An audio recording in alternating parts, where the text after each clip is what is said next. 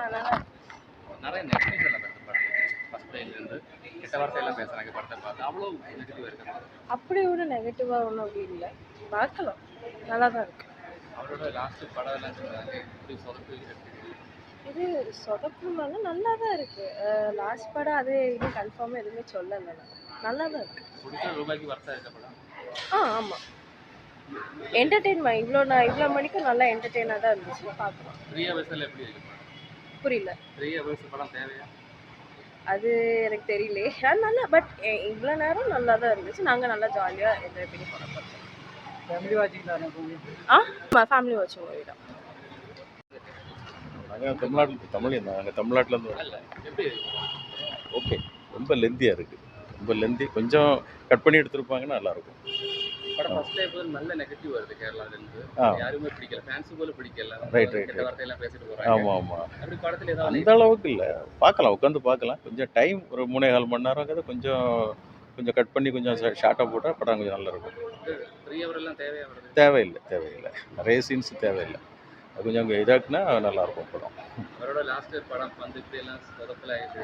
ஆமாம் அதான் கொஞ்சம் இது பண்ணால் நல்லாயிருக்கும் படம். ஓகே தான், ஆனால் நீங்கள் சொன்ன மாதிரி கொஞ்சம் இது பண்ணணும், கொஞ்சம் ஓவராக இது இருக்குது, கொஞ்சம் கட் பண்ணால் நல்லாயிருக்கும்.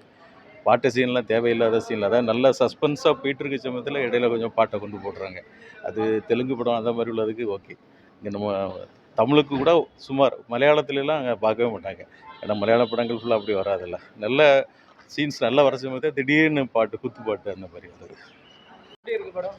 படம் சூப்பராக இருக்குது. விஜய் த்ரிஷா டான்ஸ் செம்மையாக இருக்குது, சூப்பர். படத்தை பற்றி நிறைய நெகட்டிவ்ஸ் எல்லாம் வருது.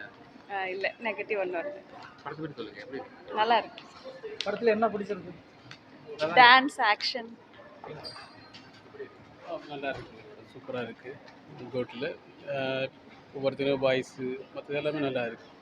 கொஞ்சம் லைட்டாக இந்த மேக்கப் போடுறதுல கொஞ்சம் கிராஃபிக்ஸ் அப்படியே கொஞ்சம் தெரியுற போல இருக்குது லைட்டாக.